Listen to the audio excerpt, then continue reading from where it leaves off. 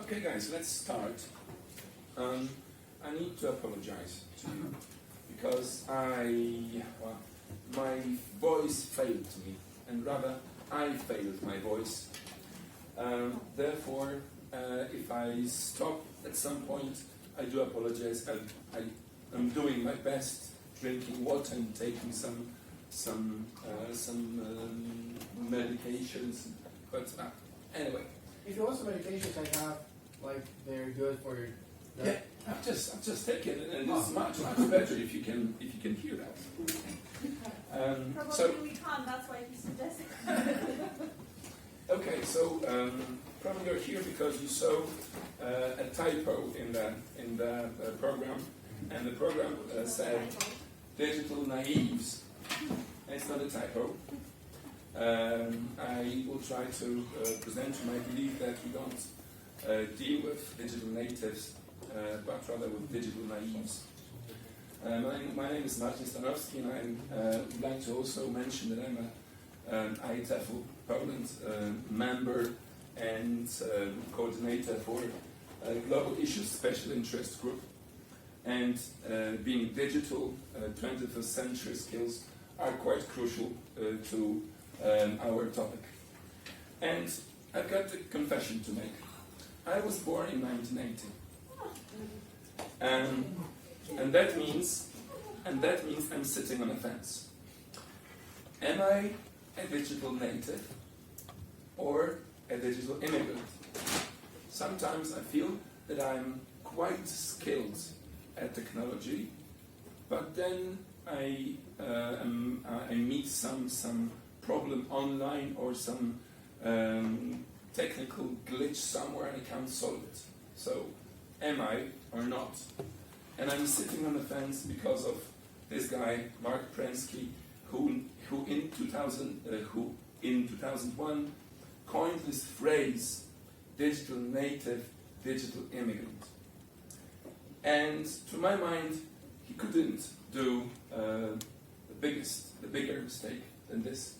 Because even if he claims this is just a metaphor, we adopted it and we repeated it in many, many education contexts.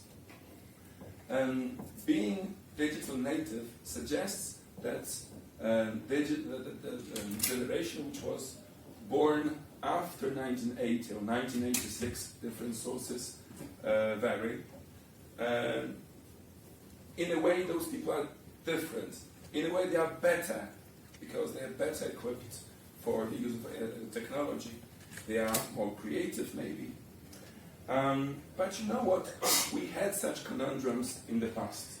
We had traditionalists versus modernists clash, romantics versus modernists, classicists versus romanticists. And every generation, in a way, fears the next generation. Every generation also has got some hidden hopes and hidden expectations about the next generation. And those hopes very often are too high. The expectation of digital natives was that we, they, or we, as we are probably also digital natives, I don't know if you are, we should be better at ICT. If we are teachers, we should be perfectly prepared for teaching the new generation, the net generation, as we say, or millennials, as we say, or any other names. And digital natives were expected to be great multitaskers, or excellent with ICT, or more creative, or also more engaged, interactive in what they do. Unfortunately, I don't believe what Alexis Tocqueville said, that each generation is a new people. I don't think that people after 1980 differ that much. If you think about it, it was our generation, more or less, which started living with phones, we started living with a lot technological gadgets in our houses, and digital natives are quite fresh notion, not long enough to be really held important.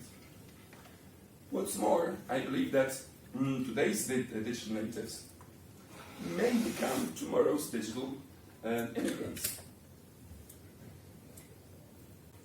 Technology changes, and we cannot always adapt to technology.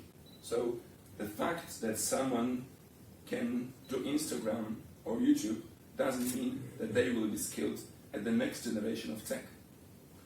What's more, anytime a digital native may become immigrant, but also immigrant can become native. It's mostly because of our preferences. If you look at your students, not every student likes doing things online. And even if they are crazy about Kahoot, they're not crazy all the time and they get bored with it. And then they change to some other approach. On Friday, I had a brilliant lesson without technology, and it was even better than with Kahoot or Quizlet or whatever tool I would use. So does it really matter if we use technology or not? That's where the voice is. Yeah, I mean, yeah, probably, but I mean, technology wouldn't save my voice, right? This notion of ICT in education was heavily researched. And you know what? ICT at school does not improve students' learning outcomes. Not a single research. OECD, PISA results, Alpha researches, and the research on ResearchGate, and the research on academia, and the research in any other professional journal does not support that ICT is better for education. So why we do it? Well, of course, it does boost engagement, right? And this is what we need. If students live with ICT around, that's pretty normal that we use it as well, simply to get them more engaged. But this engagement is not always very productive, I would like to suggest. There are several threats to our learning, teaching digital natives, and they are mainly concerned with safety. And by safety, I mean safety online, working with cyberbullying, against cyberbullying, or maybe grooming. Do you know what grooming is? Grooming is this act of an adult trying to woo a young person on the internet to later meet them in reality. Or maybe illegal content, maybe pornography, maybe also interaction with the technology, that we are more prone to attacks, phishing or hacking. Also, in terms of threat, in terms of interactivity, that it seems that digital natives should be so interactive, but they are very often passive. They are not really using the tools that they were exposed to in a very active way. And if our learning must be effective, the learning must be active. If students only are recipients of some content, they do not learn effectively. And it was proven by many researchers.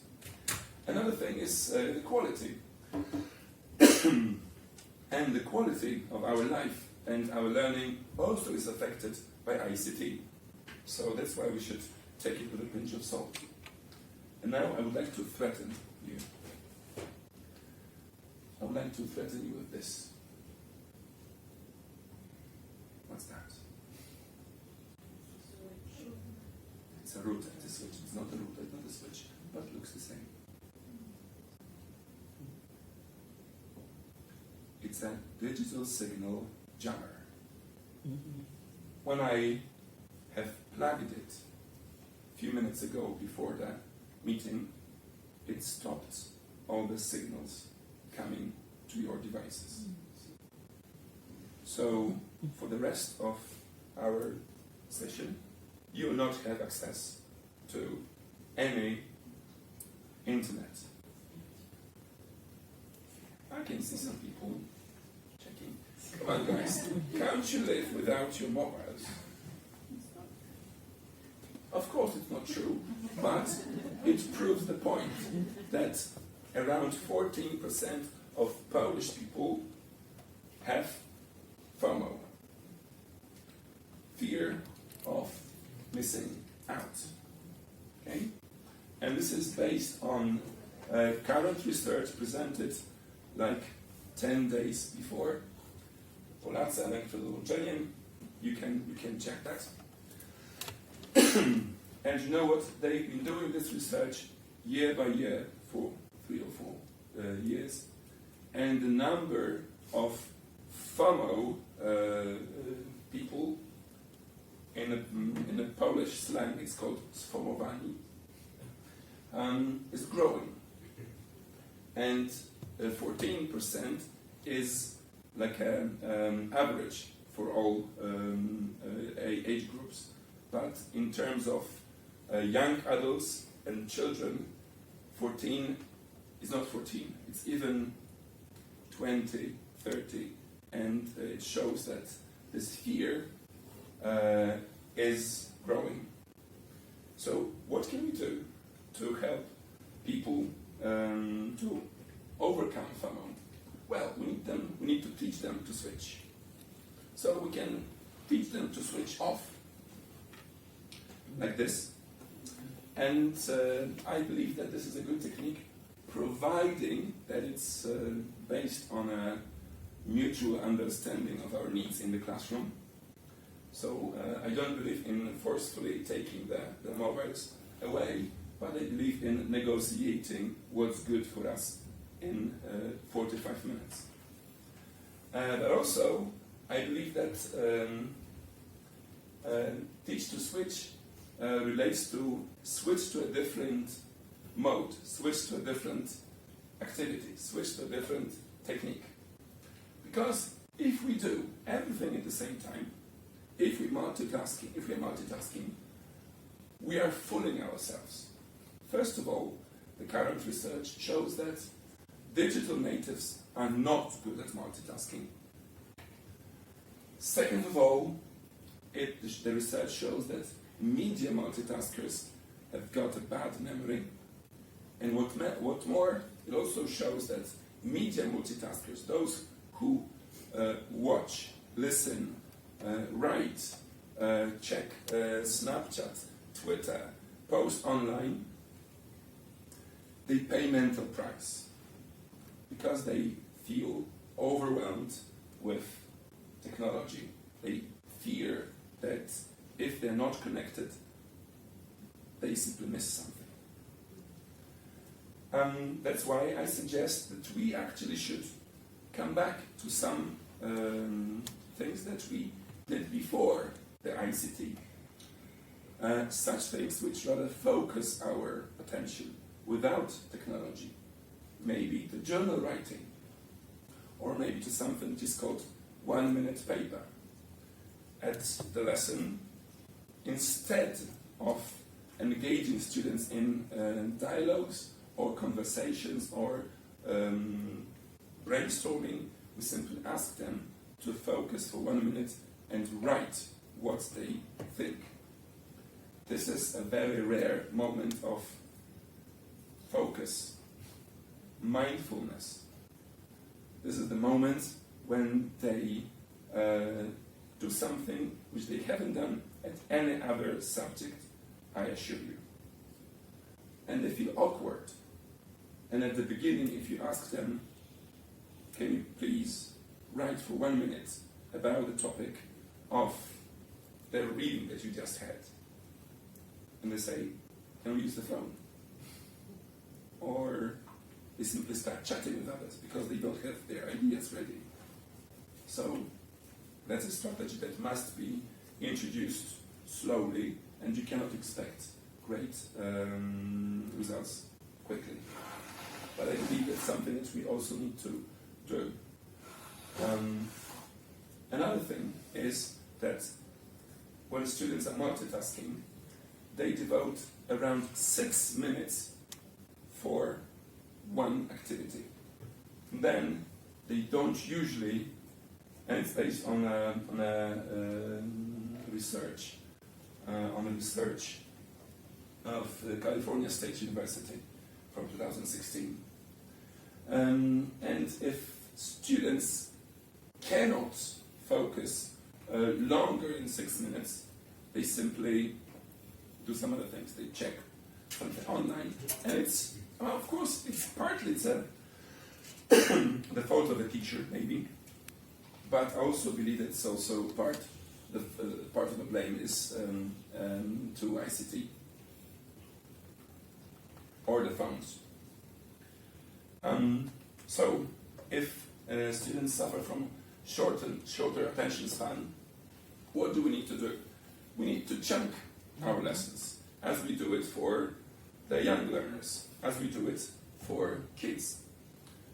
Even with Lyceum students, I decided to kind of forget about longer reading for Matura, because it doesn't make sense. Okay? Of course, they need to train some reading skills for Matura, but it's nonsensical if we present them with longer tasks, just like from Matura. I was able to do it like 10, 15 years ago, when they were not that affected by ICT. Now, that's my, of course, subjective opinion, they cannot concentrate also because of what they've got in their pockets. If we talk about interacting online, this is also a matter of security or safety, because more and more attacks are done not through emails, phishing attacks, not through emails, but through social media. Therefore, maybe it's a good idea to encourage students to spot the scams, spot the potentially dangerous content. Like this one. If you follow somebody on Instagram, you are affected by constant messaging from this person. Or maybe you are also affected by sending some links that you are maybe likely to click in return for following back.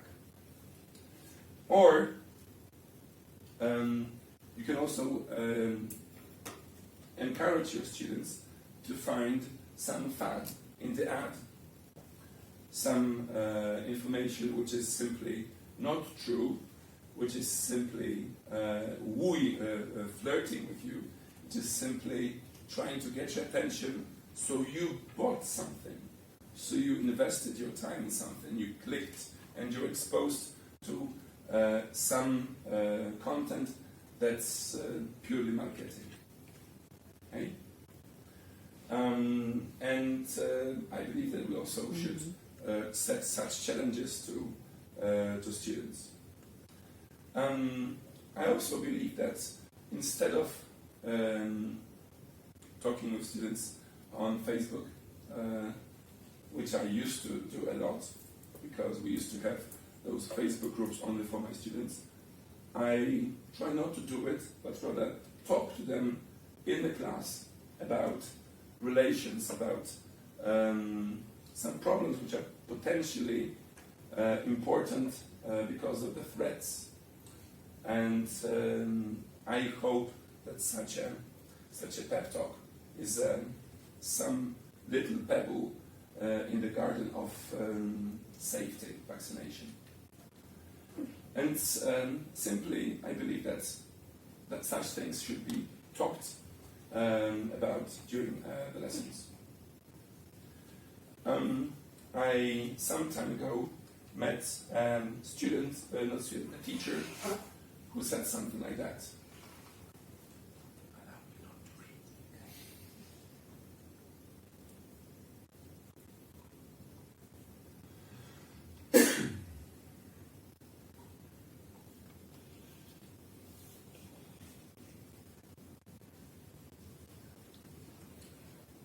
The crucial verbs in this text are cans.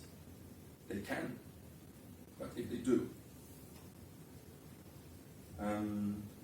So maybe this whole kind of trend of believing that, well, ICT is great because they can, is actually fooling us. So instead of watching YouTube videos that we all, I assume, do in our classrooms, maybe we should teach students how to stream YouTube videos, or rather record YouTube videos, simply so they create something. Students are more and more passive, so whatever social media they use, maybe they should use it creatively. If they watch TikToks, maybe we should make them record TikTok in English. If they play some quizzes, of course we should create some quizzes for them. But even if we use online games in the classroom, it's still passive. So I believe that though all those applications are bad, if students are not creating the quizzes on their own, I believe more and more, of course I use them, but I believe that if only we use the content that we created, that's simply not fully taking the potential, using the potential of the students. Point of honor this year, not to use any quiz that is not generated by students after the lesson. And of course, the number of games may drop, but at least there is something that they are doing actively. Actively, of course, I mean, they are active, they are engaged when they play games, but it's still not as active as if they created them on their own. Okay, so I started talking about being active. There are some, after each PISA exam, PISA test, and OECD prepares some recommendations for the different aspects. And there's an OECD report on technology in education, and it says that the ICT doesn't really make much sense unless it's used to activate students. So if our students are passive recipients, we should adopt some active learning strategies. Task-based learning, like fantastic escape rooms. Or project-based learning, like creating the videos and making contests out of it. And also, if we use technology, let it not be only watching, but also doing it in some kind of cycle. For example, in station rotation model. In Polish we call it metoda stacji, right? Or maybe think per share. If we ask students to watch something on their own, let them talk in pairs and only later share what they think. Or we may also ask students to dig deeper when they do something online. For example, giving some challenges or tasks. They do listen to music, so if Billie Eilish sings "I'm a bad guy," so, well, why? And if you don't know, you can go to popsongprofessor.com and you will know why. So make them engaged in something that they like, but make them also search for some information. Or recently, do you know that Fortnite crashed? Okay, Yes. but why? Or has it really finished? Okay, so students who play it, when they are shocked, they would probably want to know what has happened, right, with that. So this way we use the internet in terms of the tool, and then we also make them use critical thinking, finding some information, and all those techniques that I suggested to you, I think, are the way to make a better use of technology.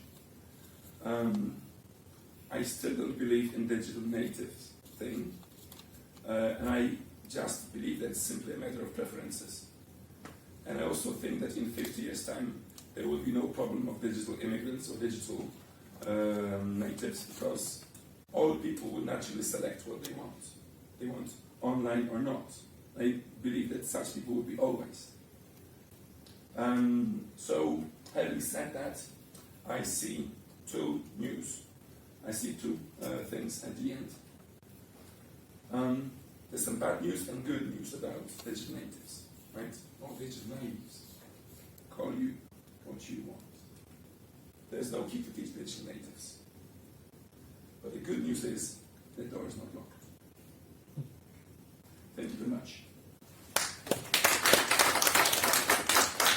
I'm sorry about my voice. I hope the content didn't suffer because of it. Thanks a lot.